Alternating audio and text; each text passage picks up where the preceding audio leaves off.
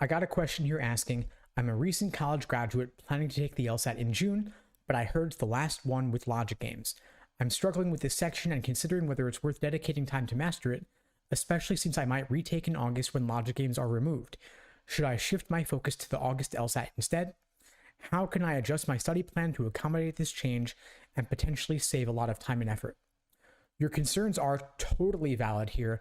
I don't see a reason to aim for the June LSAT if you're struggling with it and considering August anyway. For those who aren't aware, LSAT is removing the logic game section after June and replacing it with a second scored logical reasoning section beginning with the August LSAT.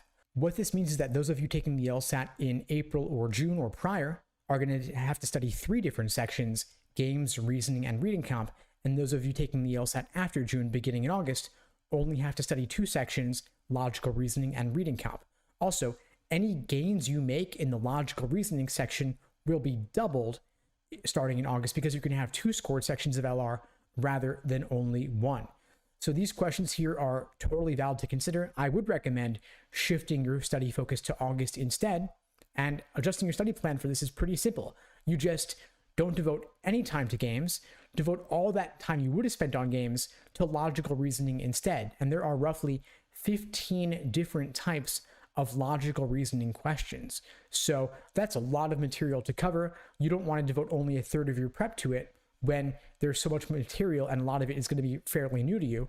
I would instead, if you're considering June versus August, just go for August. Give yourself all that additional time to devote to logical reasoning rather than spending the time on games for June when that's not going to benefit you if you're taking it again in August. Now, law schools, of course, will not care which version of the LSAT you took. They don't care if you take it with games or without games, just like they didn't care if you took the LSAT Flex with only 3 sections versus the 4-section LSAT that we have now currently with 3 scored and 1 unscored experimental section. Now, if you're watching this and taking the LSAT in April, then yes, I would of course study games in April because then you can benefit from that work if you retake it in June. So in other words, April is a good target test date because you can retake in June and still benefit from your work with games, but June is not a good target for your initial first take because then any retakes you do are going to be without games, and so that time devoted to games would be wasted and better spent on logical reasoning instead. I also want to mention the logical reasoning section is not fundamentally changing beginning with the August LSAT. There's not going to be any new radical question type in logical reasoning to replace games since games will be gone, but there will be some more subtle differences to the logical reasoning section starting with the August LSAT. Because LSAT is removing games, they still want to test the sort of deductive critical thinking that we saw on logic games, and they want to incorporate those concepts into logical reasoning.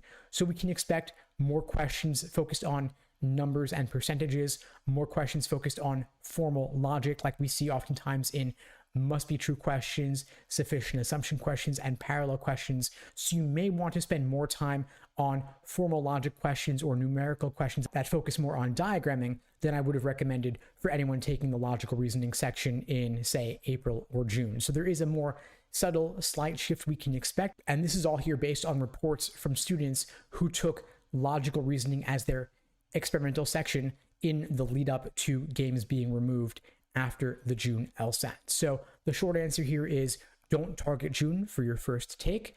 If April's too soon, then I would just say, you know what, forget the games, especially since you're struggling on it, and go for the August LSAT instead as your first target test date, with September or October as a backup test date if you need to retake. And if you're looking for help, whether you're taking the LSAT with the games or without the games, there are a variety of ways I can support you in scoring a 170 or above on the LSAT whenever you're taking it. At LSAT Unplugged, we have live online classes via Zoom, on-demand video courses, small group coaching, and one-on-one coaching. You can check out the links below the video to find out more and to book a call with me and my team. We'd be glad to help you out. And in the meantime, I'll wish you all the best and take care.